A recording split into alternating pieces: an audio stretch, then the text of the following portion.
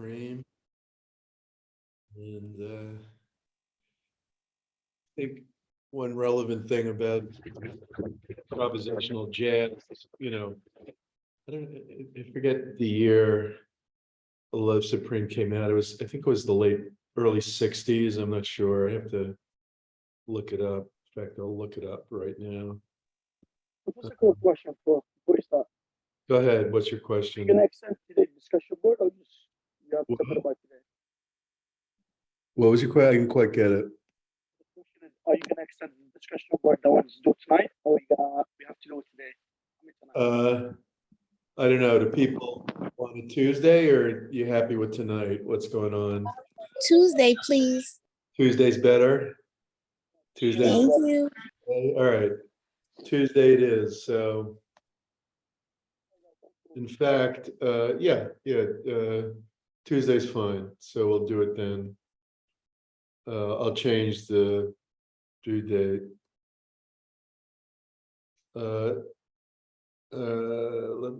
Where's my internet?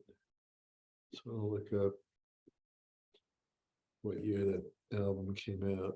I'm guessing 66 or so, something like that.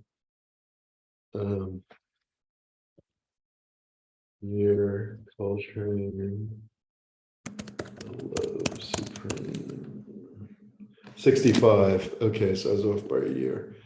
So basically, one thing improvisational jazz has to do with teamwork is that, I mean, you can't really play that kind of music without a considerable degree of teamwork, and they have to give each other space to improvise and be respectful to each other.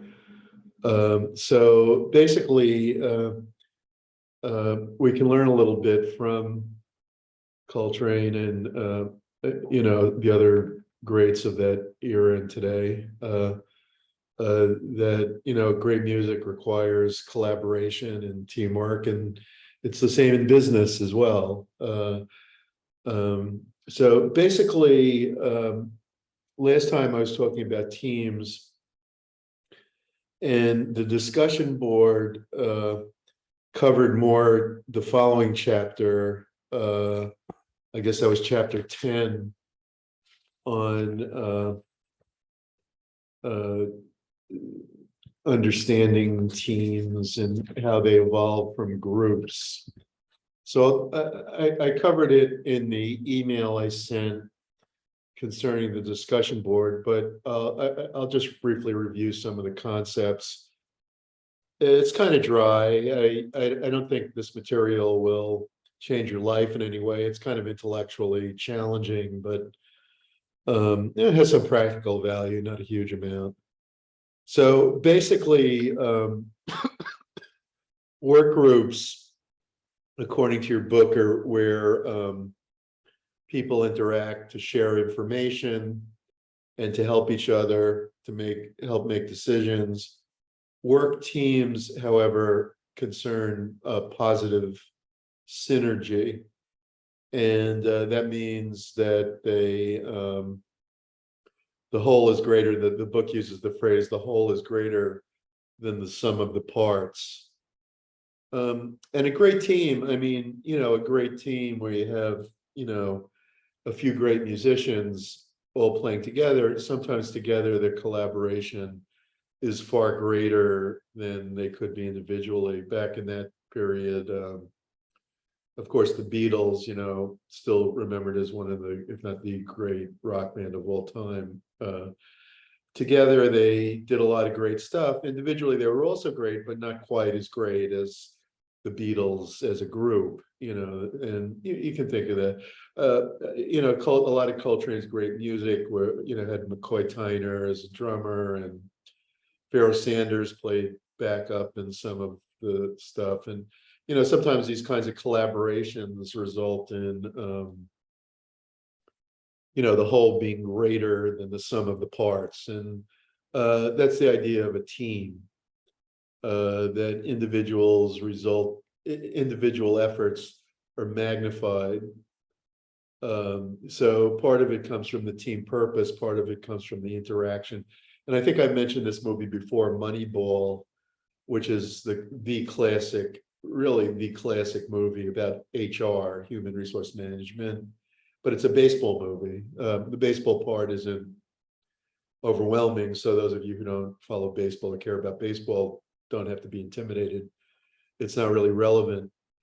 But what is relevant is the idea that through careful selection of team members who are complementary, who complement each other's abilities, you can create a team that's far better than the individual players, and in fact is as good as teams that are composed of all very great players. So a team that's put together well, that complements each other, even though the players don't have the best skills, can actually beat teams of players with the best skills that don't have as much complementarity. And I think that's a very fascinating point, and one that has important implications for business. Types of teams that your book talks about include stuff like problem-solving teams. Well, it's obvious, self-managed work teams where they dispense with the supervisor, and a lot of that is linked to the Hackman and Oldham job characteristics model, where you restructure work to make it more challenging and interesting.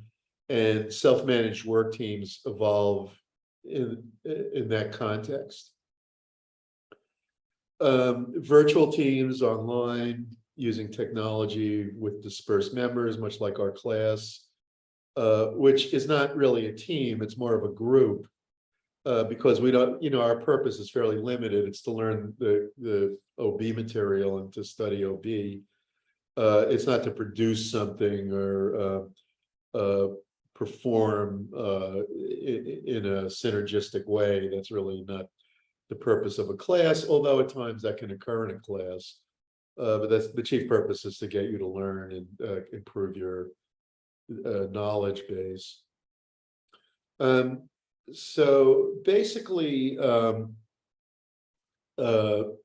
teams have important characteristics such as context, composition, and processes and states. So the context, I talked about in the memo, a number of the students looked this up in the course of your discussion board, which I summarized. You all should have gotten my summary of it. Includes stuff like having enough resources, having leadership that's responsible, having a culture that supports performance, it's virtually unknown to have a good performance evaluation system in a company. This is almost always a real problem, because the performance evaluation is not a well-developed body of knowledge. There's been a lot of research on it, but they just don't know how to do it well. You would think at this stage in human history, there would be a system of techniques to evaluate employees well. But what they do mostly is called the graphic rating scale, where they rate the employee on a scale from, say, 1 to 7 or 1 to 5 or whatever, 1 to 10, whatever they use. And they can improve it by adding specific examples of performance. So, they say, like, delivers the milk on time every time, is pleasant to the customer, and have like specific behaviors and relate the ratings to those behaviors. And that could be called behaviorally anchored rating scales. The thing is, those methods don't really help that much. You can also do stuff like have force distribution on a performance appraisal. So you say to the managers in every department, when you rate your 10 or 20 employees, you have to give 10% at the very top rating, 10% at the very bottom rating, and then 80% in between, and that would be scaled somewhat. You have a normal distribution, say. And that's all well and good. There are a lot of problems with that. And Deming talks about it a lot. Deming was the guru or inventor of total quality management. And he was very, very critical of performance appraisal methods. And most of the improvements, such as management by objectives, where the employee makes an arrangement with the boss, this is my performance target, and then targets some improved performance level. And if the employee makes that target, then they get a bonus or a raise or stock options or something. And I think that's probably a better way than the usual performance appraisal, but even there, Deming says it forces the employees to focus on narrow considerations and it causes disruption. And so not everyone agrees with any of the performance appraisal methods. Unions, incidentally, tend to be very, very suspicious of graphic rating scales and the traditional performance appraisal methodologies used by most white collar firms. So, things like norms are also really important to a group. And the norms would be the standards of behavior, the collective beliefs. Well, collective beliefs would be more culture, but the norms would be part of the culture. So the norms would be like the standards of behavior and the modes of operation and the rules. And they're often unspoken. So norms don't have to be, often when we talk about social norms, there are things like, not violating the law, so not committing a crime is a social norm.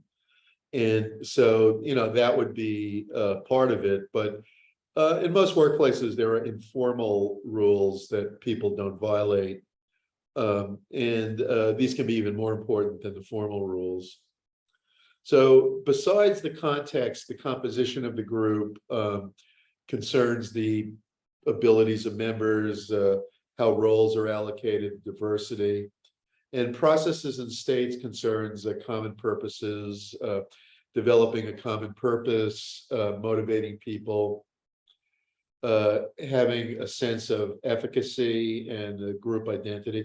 And I think part of the reason the aircraft brake scandal is a useful case is that they violated so many of these guidelines that, in other words, they may not have had adequate resources. The leadership was dim. The culture was terrible. The performance evaluation was corrupt. The technology was, the brake was designed improperly. As far as the composition, the personalities of the members were dysfunctional. There was narcissists and the guy John Warren, and there were these highly political sharks who were out for themselves rather than the group. And as far as processes and states, they lack common purpose.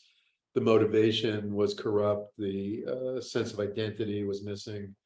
So basically, groups, you can gauge groups, and like when you're in a group, you can ask yourself, how are these characteristics at play?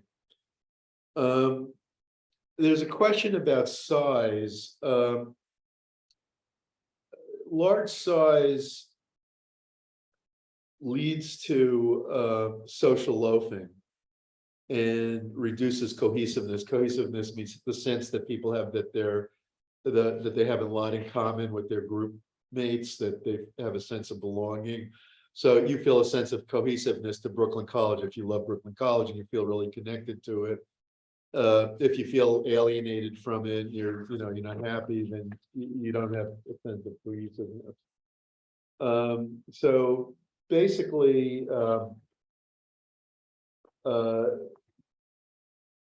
it's very useful, getting back to some of the basics of processes and states.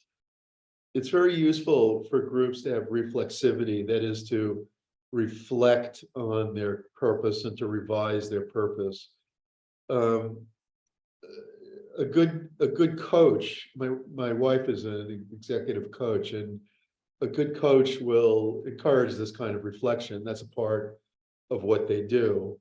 And people should always be questioning themselves and asking, are my goals really what I want them to be? Good groups share mental models, so you have a picture of what it is that you're trying to achieve.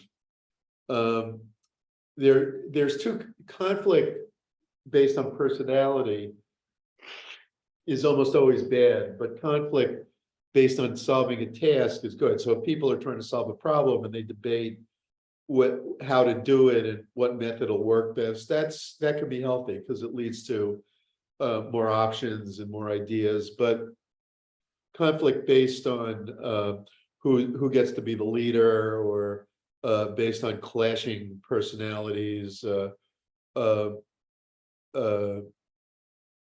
and sometimes a third kind of conflict, ethical conflict, comes into play, and that can also be dysfunctional. I think if people don't have a common ethical standard, it's going to be difficult to function as a team.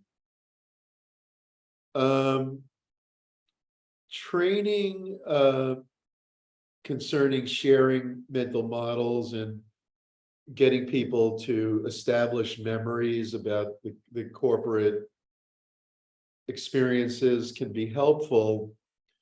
But I think a lot of people in the discussion board were right that the political atmosphere there was so toxic that you couldn't really improve it with training. There's a concept in the training literature called transfer. And the idea of transfer is that you can learn stuff in training, but if the culture of the company doesn't support adoption of the ideas that you've learned in the training, then the training has no value. And there wouldn't be any transfer in that kind of environment. It's just too political. So they could talk all they want about optional, optimal, not optional, optimal standards and how to do things ethically, and how to focus on performance. But unless they revise, the way top management thinks there, I don't think training would ever matter. So that said, I wanted to mention that your paper is due in 2 weeks, not next week, but the week after. And I've gone over it a few times, but just to remind you that I want you to pick some concept from the textbook that you feel can be illustrated, that 12 o'clock high illustrates, and then describe the concept from the textbook,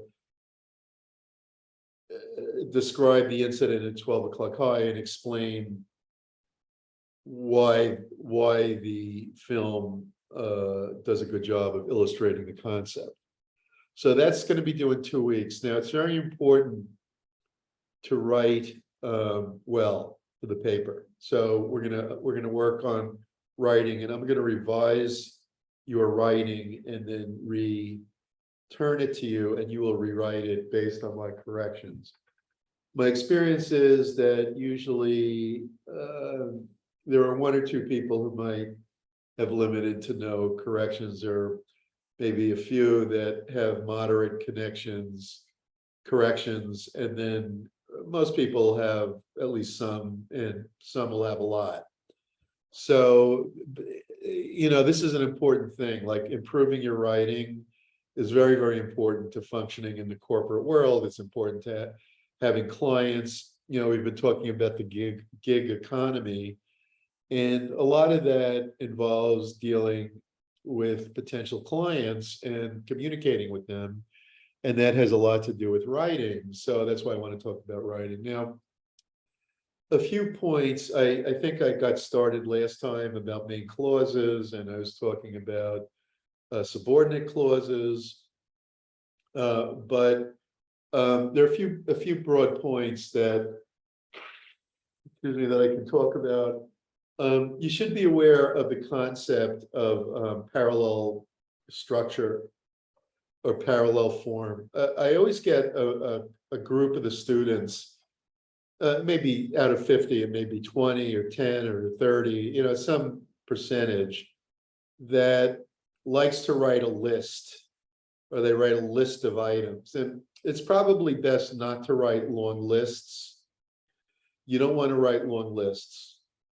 Okay, and the reason is it's boring to the reader. So if you're going to write a list, instead turn it into a couple of sentences and describe the items on the list rather than just make a list. That's an easy way out, and it's not great writing.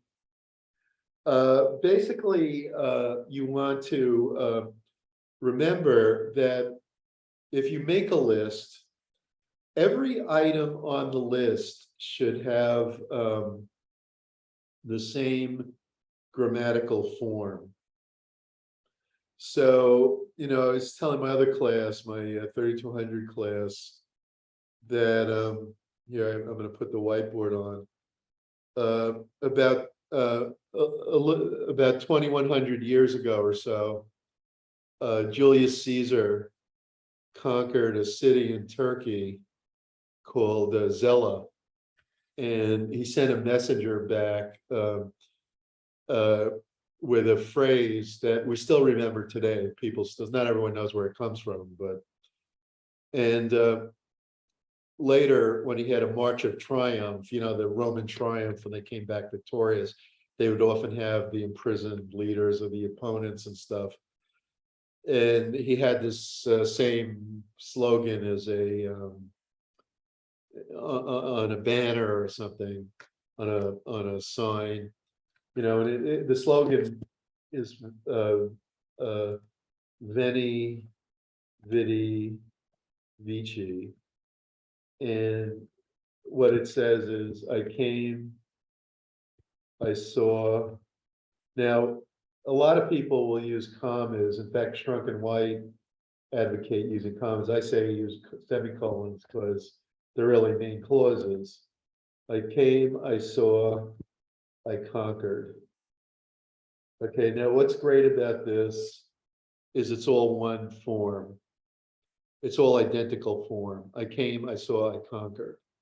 In contrast, like, a lot of students will make a list and they'll use an infinitive, a gerund, a main clause, and an infinitive. So, you say something like, I like fishing, to swim, and singing. Okay, the to swim part is not the same as fishing and singing. So what that does is it makes the reader feel a little bit off base. So what you want to say instead is, I like fishing, swimming, and singing. Or you could say, I like to fish, to swim, and to sing. Okay, but the main point is to give all the elements in a series the same grammatical form. Okay, and that's also true if you write not a series or a list, but a couple of items in the sentence, and the two clauses kind of relate to each other. You want to use the same form for the same word. So basically, you don't want to change forms unnecessarily. Another point that's related, and let's call all this consistency of purpose, consistency of form, not purpose, form. And another application of this is that when you write and you start in a given tense, you want to stay in that tense. So if you start, we have a slight call. If you start in the past tense, you want to stay in the past tense. Now, I recommend, and I think it's best, to use the present tense when describing the content of a literary work, including a movie like 12 O'Clock High, and including a book like your textbook. Like you could say something like Robbins and Judge say that most of us are bad listeners. Or in 12 o'clock high, Savage replaces Davenport as the commander. So you use the present tense and then use it consistently. If you want to refer to the past tense relative to the main storyline, then it's okay. So for instance, if you say Savage was a task-oriented leader as he trained and tightly managed the team in practice missions and in development of leaders. Okay, so you could start with that and then say, part of the reason was that he had replaced Davenport.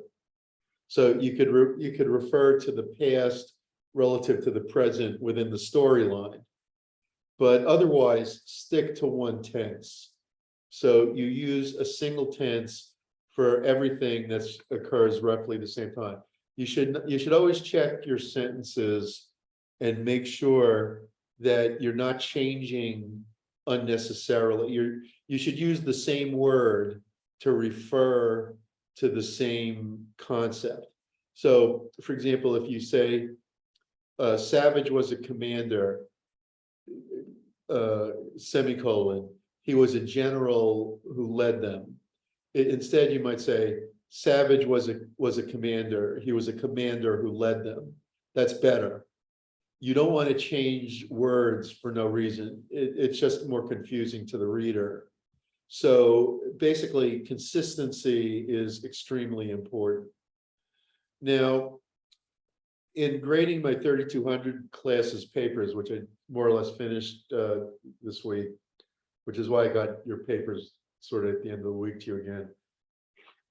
Your discussion board grades, I mean. I noticed that there's a few students who in the same page will write a run-on sentence and a sentence fragment. They'll do both. And the reason, in my estimation, I mean, I'm not saying I know for sure, but I'm guessing that the reason is that they don't understand what a main clause is, because both of those things depend on main clauses. So if you say a sentence like this, when I attend my Zoom session, period. That is not a sentence, okay? I think most of you get that. This is a subordinate clause. It's a subordinate clause, and so it cannot stand alone as a sentence. In order to make it a sentence, you have to add a main clause. Only main clauses can be independent sentences. So you say, when I attend my Zoom session, I sleep. Okay, so the main clause, I sleep, when I attend my Zoom session, is the subordinate clause. The reason it's a subordinate clause is it starts with a subordinating conjunction. Now, let's say you say, when I attend my Zoom session, period, I learned about writing. Okay, what happened here was the writer got mixed up and thought this was a sentence, when in fact it's a subordinate clause, and so it should have a comma after it, and then because it's introducing the main clause. When I attend my Zoom session, comma, I learn about writing. So the way you correct that is you would join the sentence fragment to the main clause in the next sentence. However, there are sometimes sentence fragments that are just not, they make no sense. So you have to change them.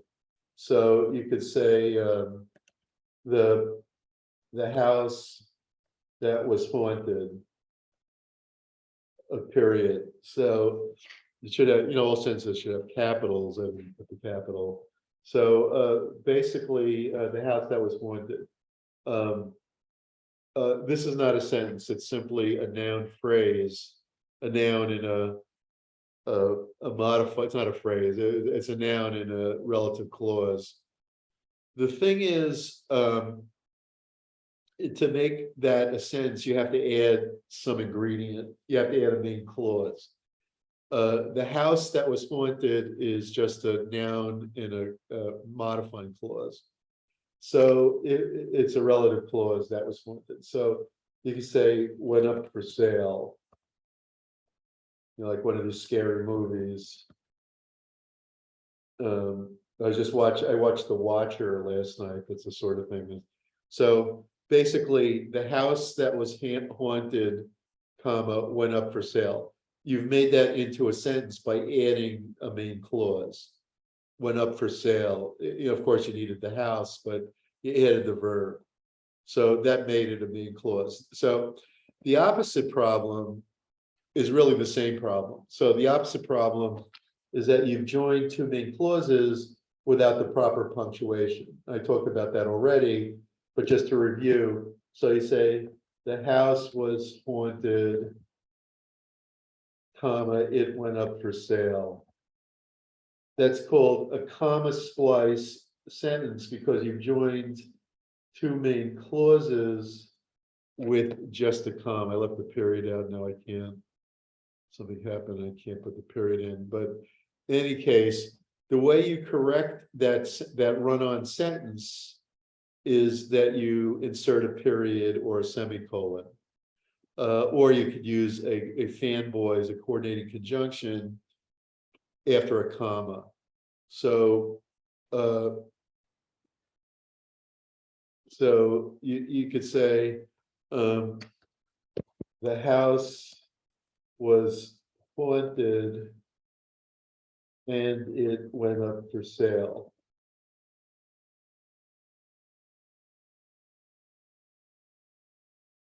Excuse me. And it went up for sale. So you're joining the two main clauses with a comma and a fanboys. And that's fine.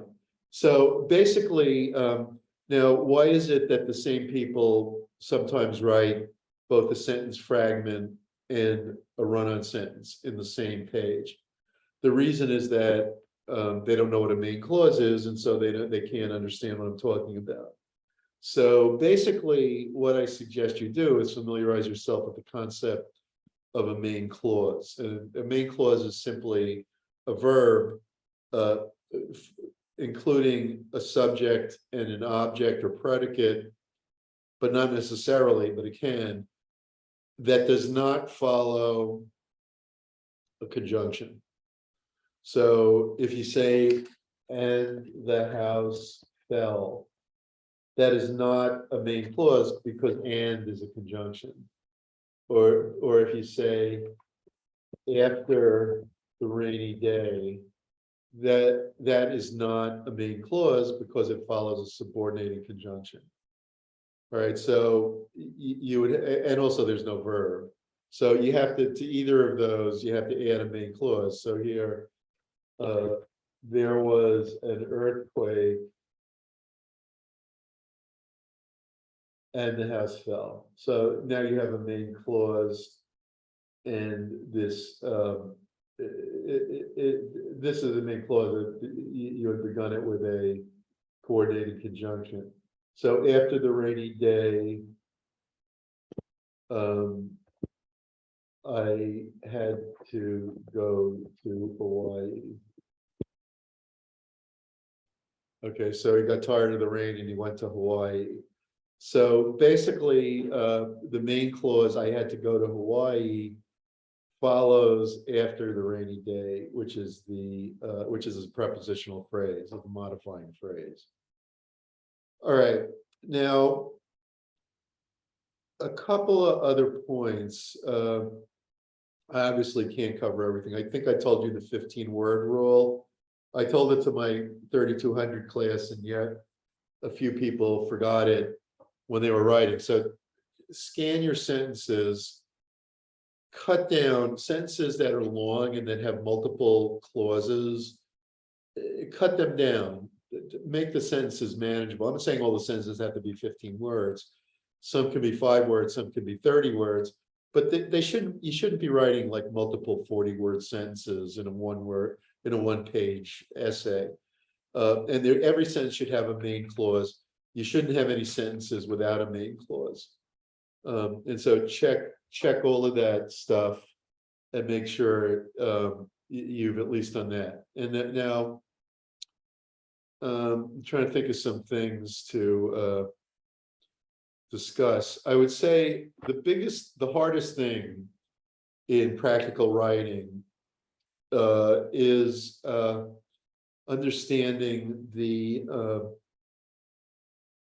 idea of restrictive and non-restrictive phrases and clauses. So I may have gone over that already, but I'm going to try again just to refresh you. So basically, a restrictive clause is one that limits the meaning of a noun to one of 2 or more options. So there are some distinct options, and you're distinguishing that noun, that meaning of the noun, from all the other options. So you could say the house that I live in. You're distinguishing the house from all other houses. It's the one house that you live in is small. Okay, the house that I live in is small. So basically, you're not saying all houses are small. You're not saying some house that's undefined is small. You're saying there's one particular house that I live in is small. Now, let's say you say the house, which was built in 1960, is small. You're not telling people what the house is. There are many houses built in 1960. Your aim isn't to tell people which house you're talking about. Your aim which was built in 1960 is to give some information about the house. They already know the specific house. They already know which house you're talking about. You're not trying to limit the meaning. In the first one, you're talking about in the world of houses, there's one that you live in. And so you're defining the house that you're talking about. The house that I live in is small. However, in the second one, everybody knows, everyone in the conversation knows that you're talking about a specific house. And so you say, by the way, it was built in 1960. The house, which was built in 1960, is small. Now, what you do for these are 2 types of relative clauses. So the first one is called restrictive, the second is called non-restrictive. The reason it's restrictive is that you're restricting the meaning of house to the one. In the second one, you're not doing that, so it's non-restrictive. So basically, when you write a restrictive relative clause, you insert that instead of which. In modern days, a lot of people use which. They always use which or that, but it's better to use that. I recommend using that when you write a relative clause. But the main point is that you don't insert a comma. Okay, so there's no comma if you're defining the noun with the relative clause. In the second one, where you're not defining, you're just adding information, then you do add the commas. Okay, commas are used to indicate to the reader that the phrase that they enclose is not essential to your meaning. So in other words, your main meaning is that the house is small. And then you're adding some bonus information that the house, which was built in 1960, you're telling them, oh, by the way, it was built in 1960, but my main point is that it's small. All right, so you're doing all that with these 2 commas. So the commas indicate to the reader that what you're saying is parenthetical or unimportant. It's not parenthetical in this context, that's extreme. So however, this would be parenthetic. So you can do the same thing with clauses, phrases, any kind of modifier. The commas always mean that what you're modifying, what you're using to modify is of limited, little consequence to the meaning. It's some consequence, it adds meaning, but it doesn't change what you're saying. So you could say the doctor who survived the plane crash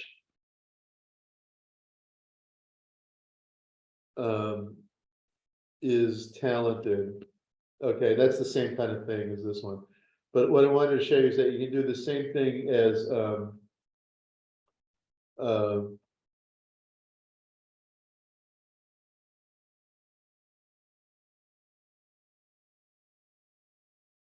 okay, so you could say something like this. The doctor, a stamp collector, saved my life. Okay, so in this sentence, you're adding some information about the doctor. Okay, you're saying he's a stamp collector or she's a stamp collector. And you're not changing the main point, which is that the doctor saved your life, but you're adding a little information. You're saying that the doctor is a stamp collector. So if you repeat two nouns in a row, they're called in a positive. Two nouns in a row.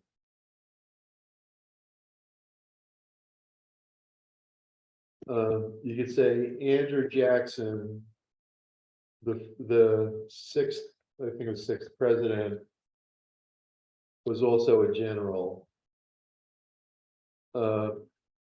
Was a general first. Okay, so basically, this phrase, the sixth president, you're adding commas because it's non-restrictive. It's the same as this one. You're not, there's only one Andrew Jackson. You're not defining who you mean by Andrew Jackson.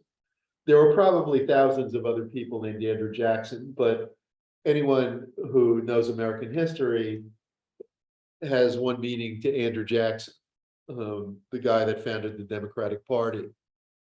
So basically, Andrew Jackson, the sixth president just adds some information about Andrew Jackson. It doesn't define him. Now, if you say,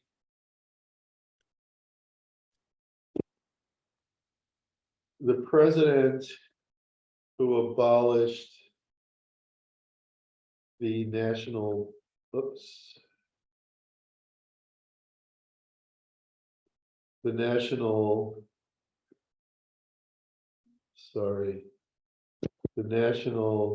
it shouldn't be capitalized, the National Bank in 1836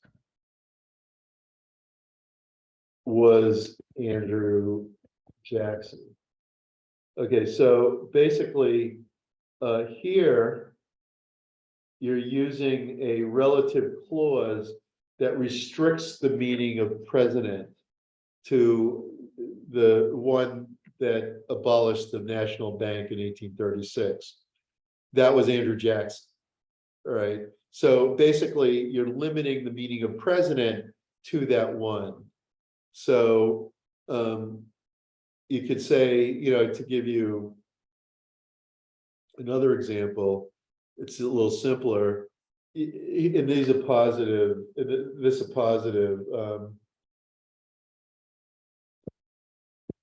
Jack Kennedy, a World War II vet, was elected in 1960. Okay, so here, a World War II vet is a noun that repeats a prior noun. Okay, well, a vet, use a vet. You could just say a vet, a veteran, not a veterinarian, a veteran. A veteran Jack Kennedy, a veteran who fought in World War II, was elected in 1960. Okay, so a veteran repeats Jack Kennedy. It doesn't define Jack Kennedy. There are other people named Jack Kennedy. There's actually a senator now named John Kennedy. But basically, when people say Jack Kennedy, you know who it is. It's, unless someone's going to qualify it, or the guy is present, or is, he's been identified, then it's different. But if you just say John F. Kennedy or something like that, everyone knows who that is. I mean, so you're not adding information. You're not defining John F. Kennedy. You're just saying John F. Kennedy, a veteran. You're repeating the information. So that's why you enclose it in commas. Here, the president who was assassinated in 1963 was JFK. Okay, here you're defining the president. You're restricting the meaning of president. So the commas would be wrong. Okay, you're not talking about a specific president. Okay, the president usually refers to the current president, Biden. So basically, you couldn't possibly be saying he was assassinated in 1963. He was probably no more than I don't know, 30 years old then, or whatever he was. So basically, you leave out the commas because it's restrictive. Okay, so I have a lot on that in the pre-submission checklist. Try to master that. If you can master that, you can master anything in grammar that I'm going to throw at you, or most other people. One last point. A lot of my students in 3200 wrote what I would call misplaced modifiers or dangling modifiers. And so try to be careful of that. And the cure for that is to write shorter sentences. So, for example, if you say something like,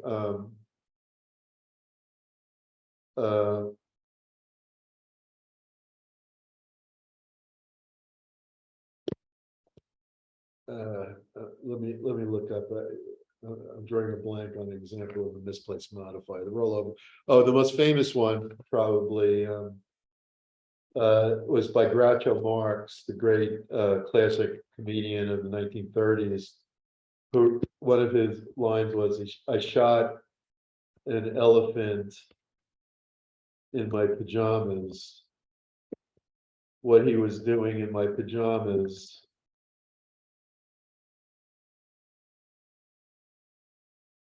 I'll never know," something like that. So basically, I shot an elephant in my pajamas.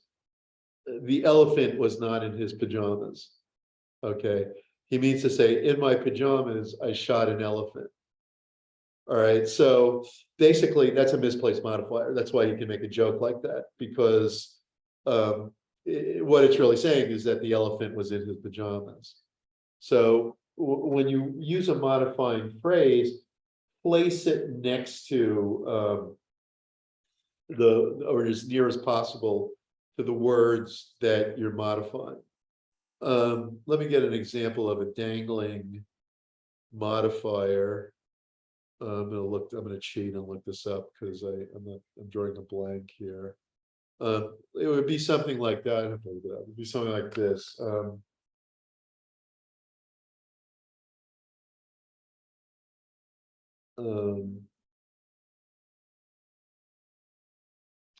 Maybe a good example.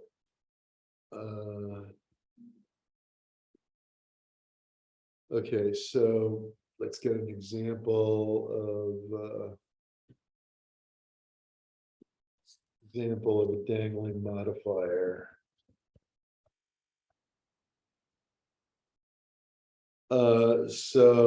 Here's some examples. All right.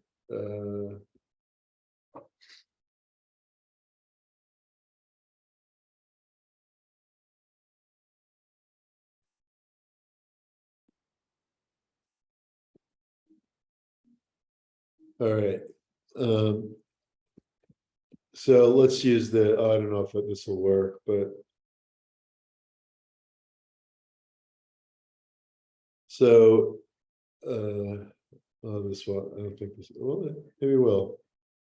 Oh, yeah, it did. All right, let me clear this. So basically, this is an example from the web. Oh, now it's not letting me. Here it is. Okay, so basically, having injured his dominant hand, it was difficult to write the exam. Now, if you look at the sentence, this modifying phrase, it's a participle phrase. It's meant to modify something. I had trouble writing the exam, but instead, what the adjective is really an adjective, a participle. Having injured his dominant hand, it was difficult, so it's modifying it. But the thing is, it doesn't have a hand, it is just a meaningless placeholder. So you can't really make sense of that sentence unless you assume that it was the person whose hand was injured was writing the exam. So the trouble is that from the sentence, it's not clear that the person speaking had trouble or his friend or her friend had trouble. So basically it's unclear. And so what you do to correct it was that you insert the correct pronoun or noun. So having injured his dominant hand, the baseball player struck out. Okay, so I'll take this part out. So you need to have something to modify. And a lot of times people forget that a modifier must modify something. And that becomes a dangling modifier. All right, a couple of other little tips. When you never use the term irregardless, it is wrong, it is bad English, do not use it. Never use in regards to, that's wrong. You could say in regard to, you could say regarding, you could say as regards, with regard to, but not in regards to. Okay. All right. So I'll leave it at that. I've spent a fair amount of time on this. And basically, I want you to review comma rules. I want you to review the pre-submission checklist that I provided you in the course documents. Please read those over before you you write your paper. So you have some ideas about good style and grammar. Those aren't the only issue. I know a lot of you guys are ESL students, so you have special problems with that, and that's not I'm not gonna make it, that's not my aim. I'm trying to help everybody. Some people can benefit tremendously from a few pointers like this. Everybody can benefit to some degree, but I think the people who will benefit the most are the ones who get B's and C's. So you can, if you set your mind to it, you can go up and write stuff at the A level in the first place. And so that would be the aim. The people who get D's need to do a lot of work, and I alone can't help really do everything. I can help some, but what you have to do is take some composition classes. Why the schools don't require this, I don't know, but that's the case. So I'm making up for it. I sometimes get students, I used to get more, I've had less of this in the last couple of years, but going back 5-6 years, I would get a lot of students who would say to me, oh, writing is just a social convention, and it doesn't really matter. Well, that's the kind of stupidity that it's why the schools now have to go to the government and get $1 trillion in funding so that they can pay off the student loans because the kids can't find jobs. It's because the schools themselves didn't educate the students. So and the reason is that they said nonsense like that. That's why they need to go to the public now. They were too lazy to do their job in the first place. And instead said, oh, you don't need to learn how to write. And then the employers say, well, we need clarity. We're making $1 million investment here. We need to understand what you're thinking. And you were writing in non-grammatical language. We don't have a clue as to what you really need. And so basically, it's nonsense. It's useful in every form of business. My experience, I've done a lot of different things in my, started working in 1975. So it's been 45 years of work with time off for graduate school a few times. And basically, what I've seen is that the very best writers in the world, in America, are the lawyers. Not every lawyer, but the very top tier lawyers. So if you go to the white shoe law firms in New York and Chicago, the Sullivan and Cromwell firm, Davis and Polk, the people in those firms are excellent, incredibly good writers. I don't know if I assume they're good lawyers. I don't know, but they're great. They're very good writers. They're quite good. Below them are probably journalists and then corporate people. Academics are worse writers than the corporate people. In other words, the people at Johnson & Johnson are better writers than the professors here. And then also above the professors would be, and probably maybe even above the corporate people, or about the same level, would be the mid-range lawyers. So the ones that don't work on like the very biggest clients, but work on like mid-sized companies. They usually write pretty well, not at the level of the top tier firms. And so basically, I think to be a partner at a firm like PricewaterhouseCoopers or some other such firm, you have to be a good writer, because if you have any kind of client contact, if you don't write elegantly, there are people who are going to not be happy with you. So basically, whatever the schools have told you, and the attitudes that the teachers have had, you need to outgrow it. And you need to start to think, how do I write for the job market? All right. And that's what I'm teaching. All right. So basically, with the rest of the time, we still have a good half hour or so. Let's do some stuff on communication. I find the communication chapter, like a lot of this book, is somewhat dry, and there's nothing wrong with it. I mean, conceptually, the material is fine, and you can use it to analyze stuff, and you can use it to analyze companies. But with communication, I think there's a serious gap in their essay, in their chapter, and basically there are two issues in communication. They focus on one of the two. And I think you need to learn more of the other one. The other one is more important than the first one. So the two issues are, number one, the accuracy of communication and how the media affect the accuracy. And number two, when I say media, I mean the way you communicate. And number two, that you need to understand how your communication affects other people emotionally. So in other words, you have to learn how to master your communication style so that you make other people feel good about you. All right, and this is a skill that you need to learn. So the basic storyline, and I think the discussion board on the social dilemma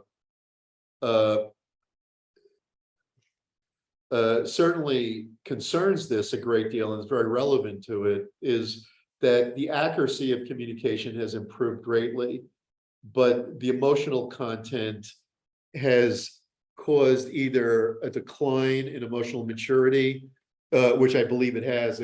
One of the interviewees in that film, John Haidt, someone I had lunch with once or twice, and I corresponded with him a few times. And he's a brilliant guy. And he wrote a book called The Righteous Mind.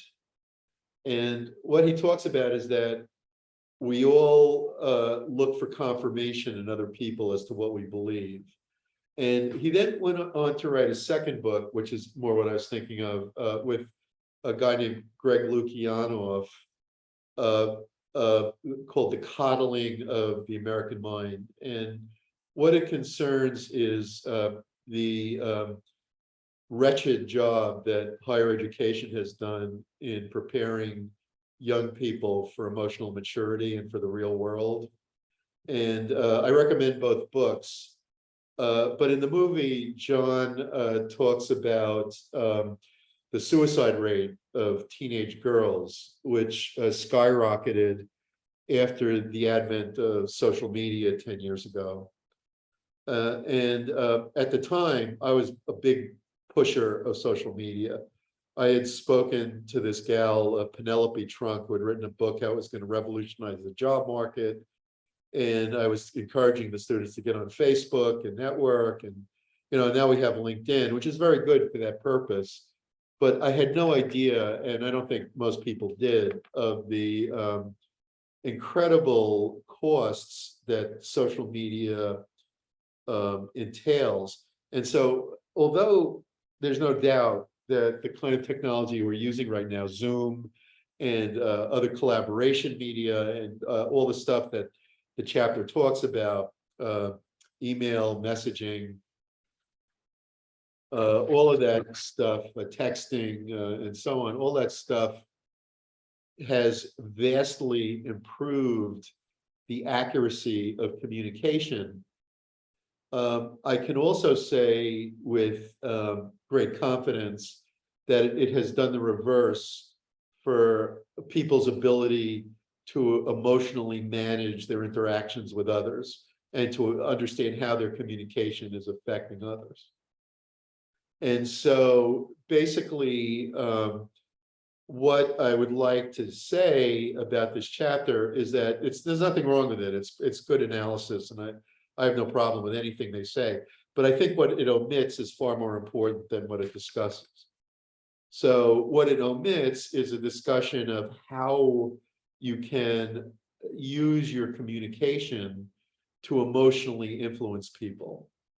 And if you look at people who are successful in business, success in business is in large part the ability to communicate well, to win people over, to be politically savvy, to understand how to handle power and influence.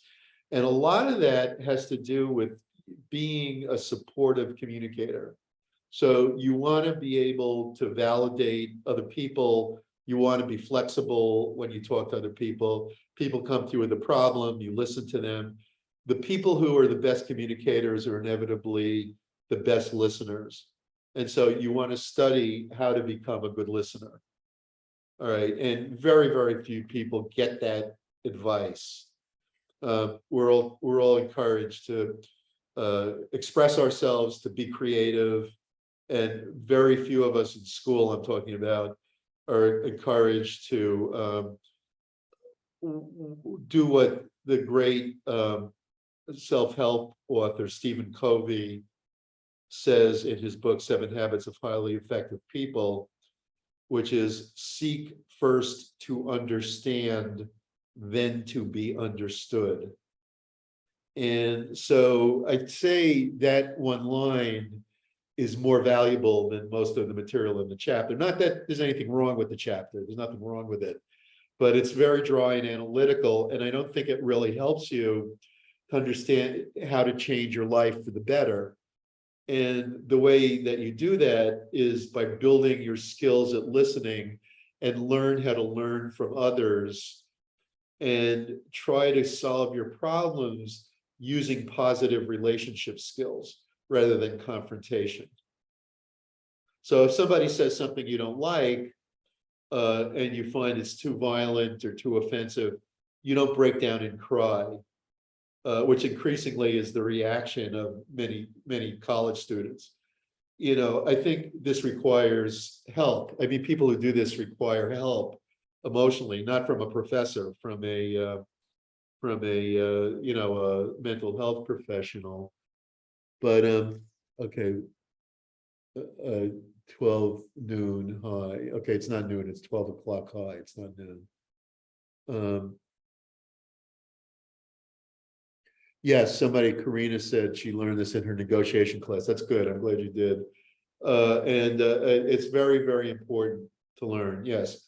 So anyway, I think, if there's something that you find you don't like, you're offensive, you disagree, the solution is not to break down and cry and to, feel that your rights have been violated. This is nonsensical. Instead, what you do is you try to understand the other side's point of view, and then you ask yourself, how can I respond to that to try to get myself across after I've understood what they're saying, and how can we use our two views to work together to create a synergy, to create a whole that's greater than the sum of the parts, something like that. So, that's what you should be, and that's very hard to do. The easy way out is to say, oh, I'm offended, and storm out of the room. But this is not how you make money. This is how you basically have a very limited horizon, and you don't meet people who are different from you. And so, with all the talk of diversity, what a lot of this stuff has done is create a very undiverse, lacking in diversity group of college students who all think one way. And if someone disagrees, they're offended and have an emotional crisis. And, this is not how you become diverse. This is not diversity. This is the killing of diversity. So basically, listening is a very important skill. Most of us are bad at it. We need to practice.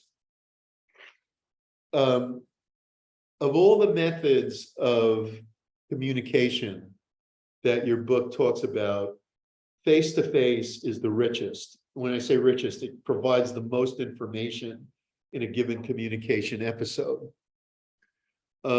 So basically, face-to-face communication is by far the most valuable. It's how you solve problems together, you get to know each other, you develop trust, you develop cohesion. And part of the reason, of course, if there's conflict, you can resolve it, you can share goals, you can resolve emotional problems, you can exchange ideas on what you expect. You can gauge people's openness to your ideas. And part of it is that it permits a great degree of nonverbal communication. So body language, contact, senses. What we're doing now is not quite what in-person communication would be, but it's better, of course, and richer than, say, speaking on a telephone, which is in turn richer than sending an email, which is in turn richer than sending a text, which is in turn richer than sending, well, no, I don't think anything's less rich than a text. I can't think of anything. So anyway, each method of communication has its strengths and weaknesses, but the kind that is the most valuable and probably the hardest to do is the in-person meeting or in-person communication. Phone calls are useful if you need a quick conversation, 30 minutes or less. You need extensive verbal explanations that can't be shared with an email. You need to manage what people are what they think you're saying. You need to convince them, so you can do it verbally. But of course, it's not as rich as in person. Texts, when you just need a quick point, when you share a thought, when you have a quick question, brief information. And emails are appropriate if you need to contact multiple people, if you're sharing formal documentation, if you're giving official approval, you're exchanging detailed ideas. All right, now, your book has a lot of really interesting information. I'm not saying it's not useful, but as I say, it's great to know about email, you know, what the difference is in the popularity of email and texting and all that. It's all good to know. But really, what's going to affect your life is the ability to manage how people feel about you. And that's going to affect all of the communication methods, but most importantly, the in-person communication. So you got to learn how to be supportive to other people and listen to them and manage your interpersonal communication. And some of the things you can learn, I go over this in my 3200 class, but some of the things are that you respond to the other people, that when they make a point, you respond to that point. You don't deflect what they say, that you your conjunctive is the term they use, that you're also honest, that you tell the truth as much as possible. You can't always tell the truth, but you tell the truth as much as possible. That you're specific and descriptive. So if you have a conflict, you can talk specifically about the thing that's causing the conflict, and you can frame it in terms of objective behaviors. You focus on the problem and not the person. So in other words, you don't attack other people directly, but you instead talk about what behaviors are affecting you that may result in the conflict. So basically, we need to develop these kinds of listening skills and communication skills. And that goes along with what your book talks about. Your book does talk about active and reflective listening, and they're both useful. So in other words, the idea of active listening is that you respond to what others are saying and you engage with them. You listen carefully and you engage with them through your responses. In reflective listening, you acknowledge the other's responses. So it's a version of active listening. But the thing is, in reflective listening, you let the other person talk. You know, they're talking about, oh, my brother just, you know, had a car accident. I'm very upset. And you say, is that so? How is he? And you just let them talk. You don't try to change the subject. You let them express themselves in reflective listening. So basically, your book goes on to compare these different modes of communication. So for example, email is something we all do a lot of. I know I spend a lot of time on it. A lot of it is just stuff I have to clear out. 22% of employees spend 1 to 2 hours a day on email, and 60% spend more than 1 hour a day. It adds a sense of both pressure and accomplishment. If we clear out the emails, we accomplish something, but we have pressure to get that done first. Which reminds me of another Stephen Covey point, which is another one of his 7 habits, which is begin with the end in mind. In other words, one of the things he says how to do that is to focus on what's important and not what's urgent. Okay, email is urgent, a phone call is urgent. That may not be what's important. What's important might be getting your book published. What's urgent is doing the day-to-day activities that, like answering emails, some of which are complete waste of time. So basically, email adds to your sense of pressure, and it also adds to your sense of accomplishment when you get it done.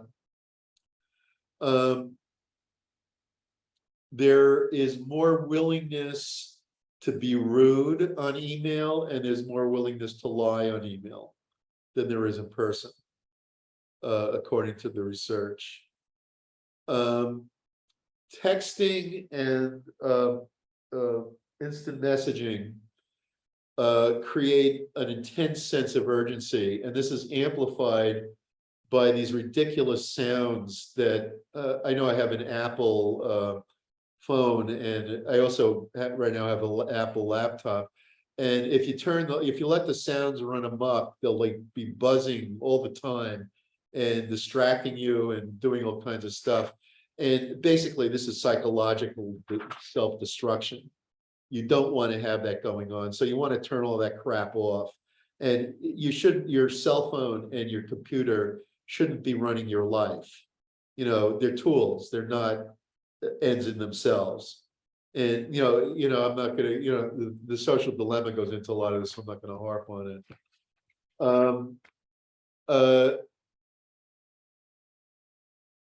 Very important in our world is to be wary of information overload. A lot of people like that they can get so much information nowadays, and it makes them feel they're in touch and in control. But the problem is that much of the information isn't all that useful, and a lot of it is wrong or misleading. And there's too much of it, and it's difficult for us to prioritize it and to order it. And unless you're really familiar with the subject, it's difficult to say which information is important and which information is not important. So basically, I would say a lot of this technology is valuable as tools, but it's useless as a primary mode of thought. And it should always be viewed as a subsidiary tool. And I think what the movie, The Social Dilemma, is telling us is that for a lot of people, it becomes a mode of thought and not a tool of thought. It begins to dominate their conscious thinking. And so, and this is not good. All right. So basically, I think the overview is that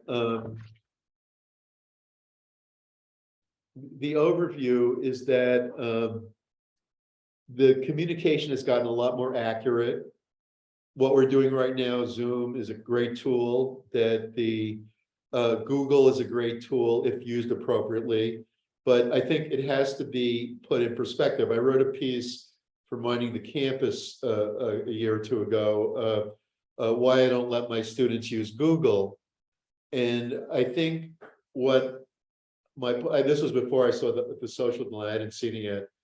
And basically, my conclusion from reading my students' papers in my 3240 class, which concerns human resource management, is that the students who rely on Google to do their paper write shitty papers. That if you rely on Google instead of watching a movie, the work you do is going to stink. So, and basically, you don't get good insights because you're relying on secondhand accounts, because you don't get the ordering that the author could provide. And knowledge is an ordering. You learn by creating an order in your mind. And so basically, Google doesn't give you that order. What Google gives you is chaotic. And so it gives you a list of chaotic stuff.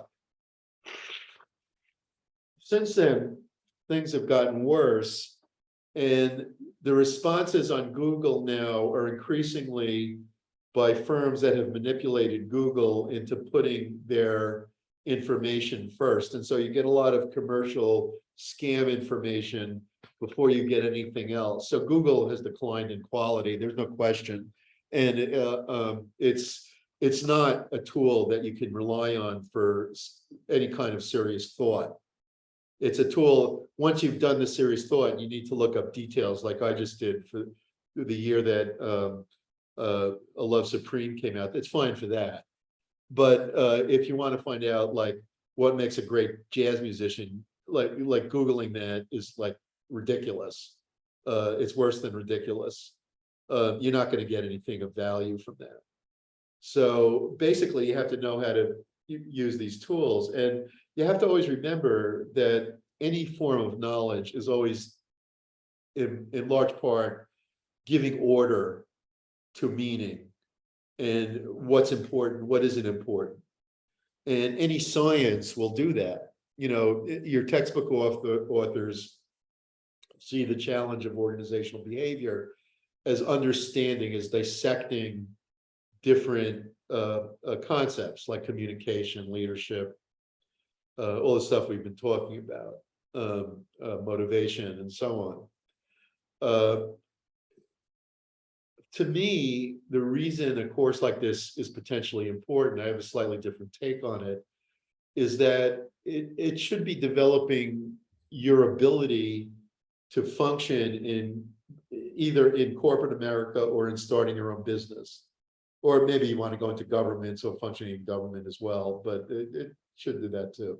So those three things, like functioning in any organization, let's call it, or starting your own organization.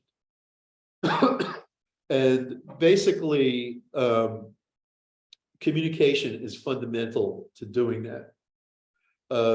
You cannot be a good corporate executive without being a good communicator, and you can't be a good entrepreneur without being a good communicator. All right, so those issues are really important. Now, part of that is what I talked about for a half hour, writing. Part of it is your verbal communication.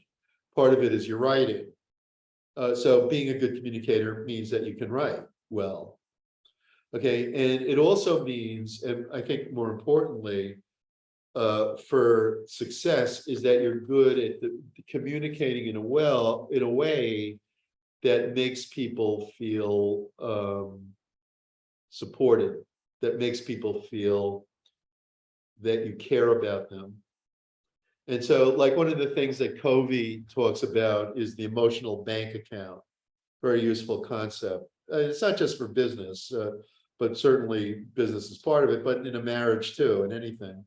That basically you start out with a zero balance, and you're gradually making emotional deposits in people.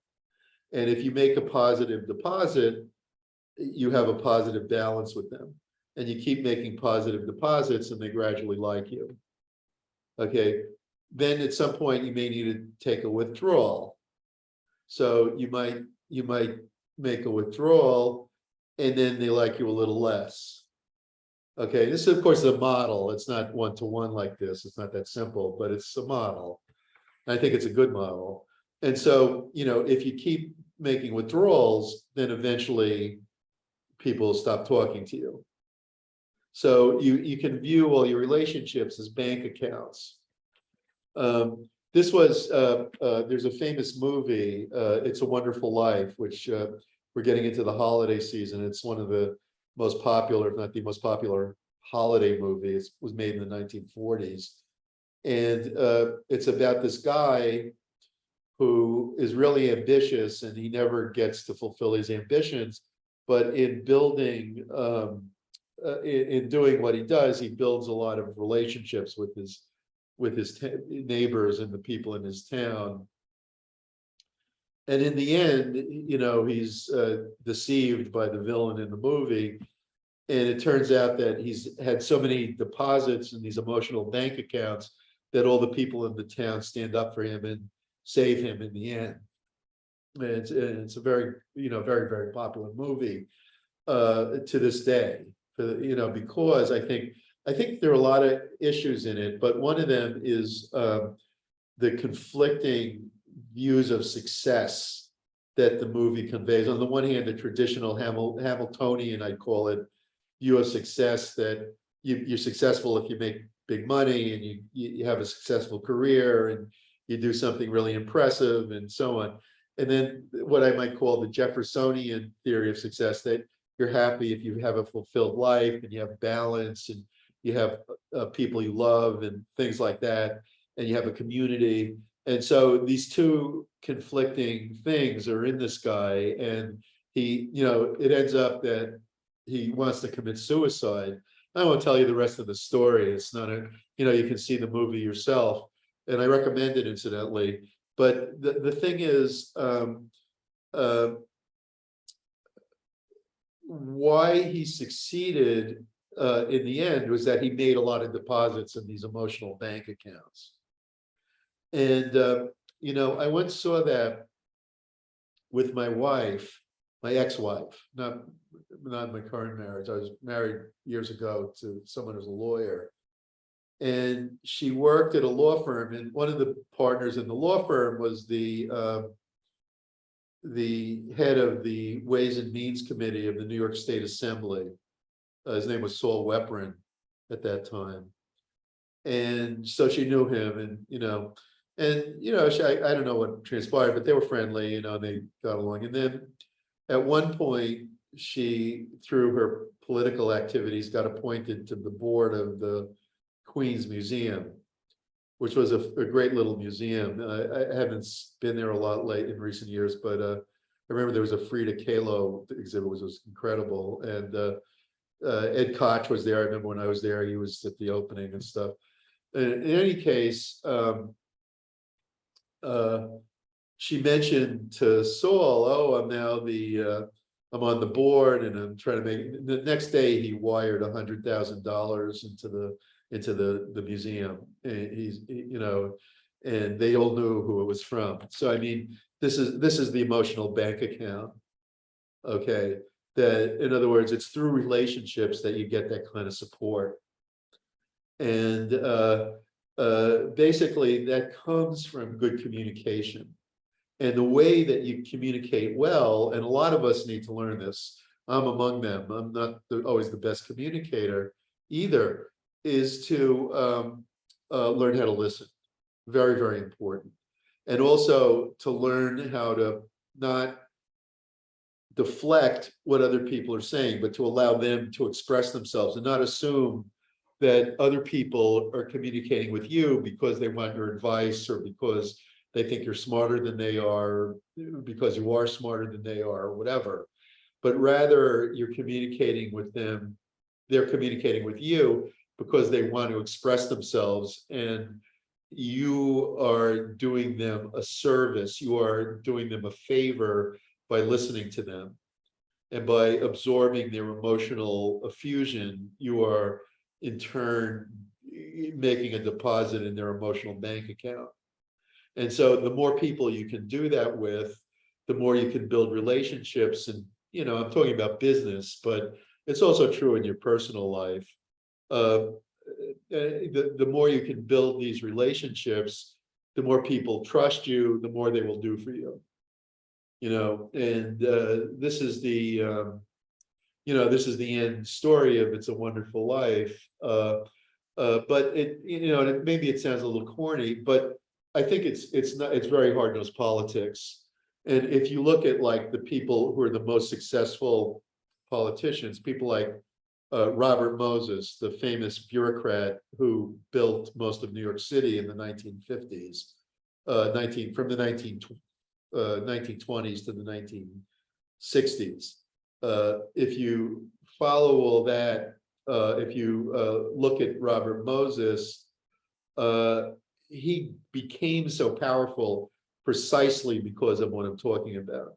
And it wasn't, you know, of course, as he started out doing a lot of favors for people, and then he got appointed. He became a very good friend of the governor, who then appointed him to be the Secretary of State. He was more interested in public instruction, and so he proposed to the governor that they establish something called the Long Island Parks Commission. And by the way, I want to be the head of it. And he hands him a bill that he drafted, appointed, you know, creating the Long Island Parks Commission, which built Jones Beach and a lot of other beaches and the parkways out in the island. And he said, by the way, I want to be the head of it. Here's the law. And he didn't tell him that in the law, it gave him the power to condemn any property in the state. But that was discovered a couple of years later as he was working on the Northern State Parkway. But my point is that it was through this friendship with Smith that he got his leverage to get started. And it was through his friendship with other people that he became friends with Smith. So he gradually worked his way up to this kind of relationship. Oh yeah, so I forgot to take attendance. Someone just reminded me. And we're just about out of time, so I'll take attendance and then I'll let you go. But a very good book on Robert Moses, a long book. I talk about it in a number of my classes. The Power Broker by Robert Cairo. I can't recommend it highly enough. It's really a magnificent biography.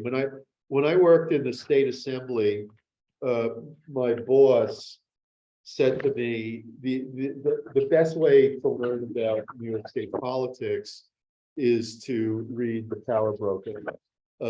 Even though it's just a biography, it's not a book of theory or anything. That first of all, because Moses had such a huge effect on the state, and second of all, because he manipulated every corner of the state. It all worked. It was all stuff that he was able to control. And, you know, a lot of what the book is about is how these different interests were beholden to him. And, you know, some of it was emotional, but he built a power base based on the tolls from all the toll bridges he built. And then further with the money from the federal government used for urban renewal. And with all of this, he was able to have at his beck and call virtually every developer, every construction firm, every construction union, the Catholic Church, you know, and on and on. I mean, he just had so much influence because he controlled so much resources. And, you know, and this is really, I mean, this is an extreme. I'm not saying anyone in our group will aim for that, but it shows you how to build a power base and basically how to communicate, how to use communication to build it. All right, so I'll take attendance and then you can go if you're done for the evening. Minhaz Ahmed. Yeah, I'm here. Okay, Minhaz. Muaz. I'm here, Professor. Hello, Muaz. Hello, Professor. Hello, Dana Belakarova. Dana? Oh, she usually, Dana?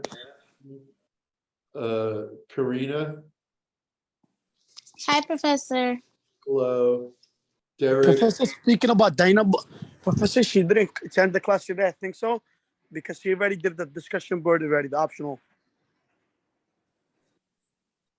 Oh, she usually does the discussion board and attend. She's got, Yeah. let's see, I should look at these messages more carefully. I have a question after class. Okay, I'll do that. Karina, so where Lisbeth, oh, that's a direct private message, okay. Did you take attendance? Okay, Judy wrote a message that she's here. Yeah, I'm here. I got a little bit of service now. Okay, got it. Lisbeth is here, okay, Thank you. you're welcome. Okay, I don't see anything from,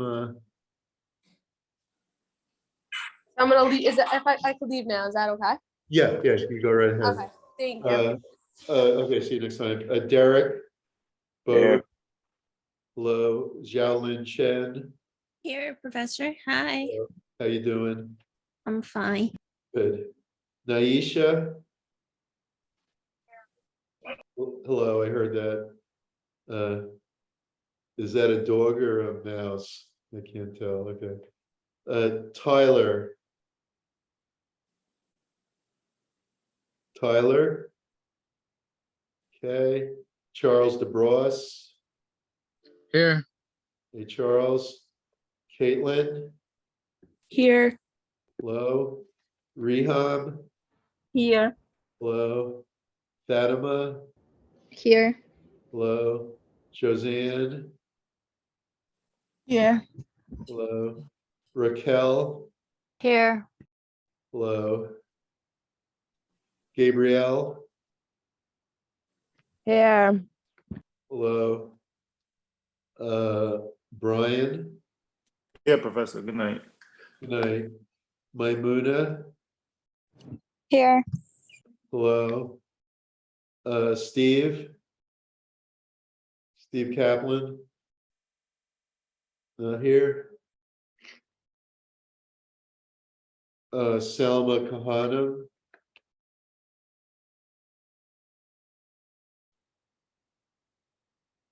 Catherine, Here. hello, Clinton. Kenyette. Here. Oh, you here, Clinton? Okay. Yeah, man. Ilya Korolev, I'm here, Professor. thank you. Billy Croyam, Professor, did you call my name? this is, who is this?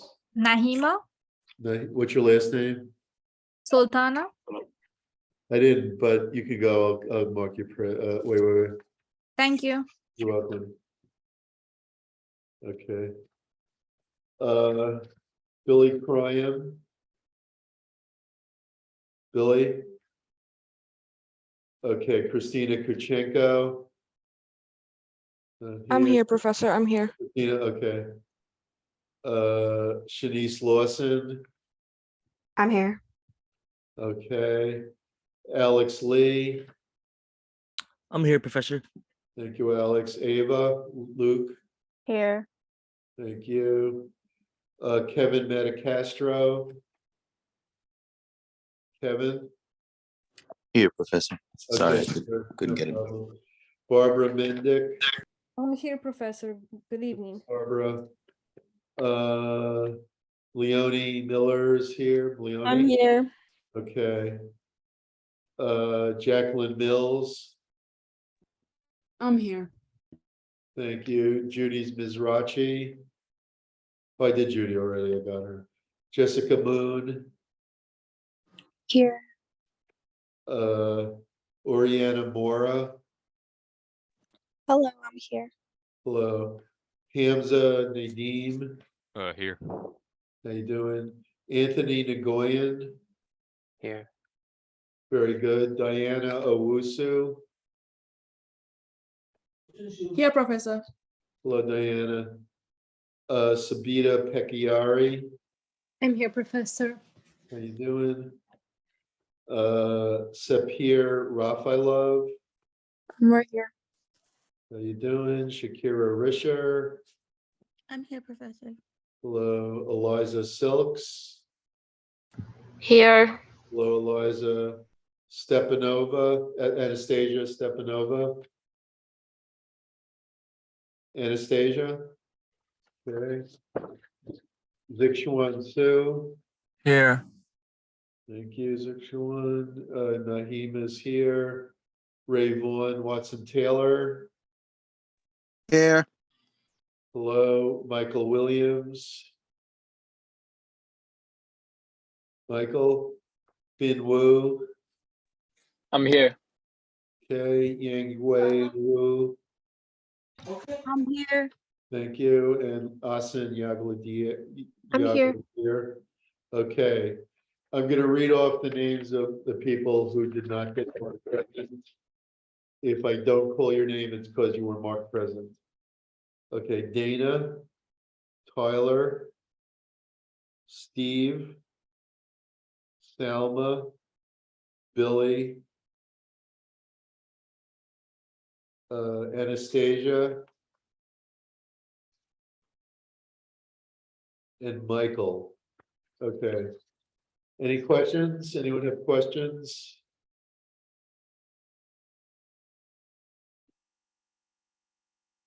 Any other questions? I should have left that on. These were good. Any other questions? Oh, one more thing. If I was to submit it early, you would also, if you have the time, read it and try Yeah, to. that's what what Muaz asked. Yeah, I'll, if I have time, I'll try to do that. I've got another class's papers this week and, your discussion board. After I finish that, by the time I'll do some pre-reviews for you. Okay, thank you. Have a good night. You too, Leonie. Okay, anyone else? No one? Okay, well, have a good night, everyone. See you next time.